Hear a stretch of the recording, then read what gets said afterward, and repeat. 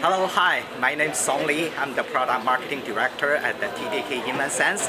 So what I'm holding here is a smart soccer ball that with a TDK InvenSense 6-axis IMU. So it helps to accurately track the ball position and also streaming the real-time ball status, like the distance travel, the speed, and then the spin of the ball.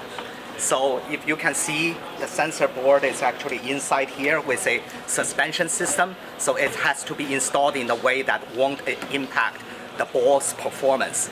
And then so the smart ball technology has been widely used in all sports, and then for the soccer particularly, it's been in the training. It can really analyze the performance of the players, and then in the real game, it helps to work as an assistant to the video-based referee, make some critical calls.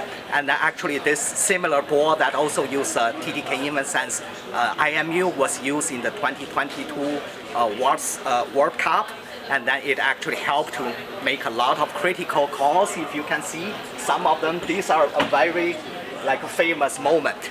So it's really used, IMU can tell exactly if Ronaldo is the one who actually make the goal.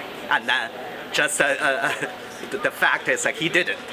So yeah, and then for the all these vendors use a TDK InvenSense IMU. That's because we provide industry-leading performance on the IMU with the widest measurement range from 32G to 4,000 DPS.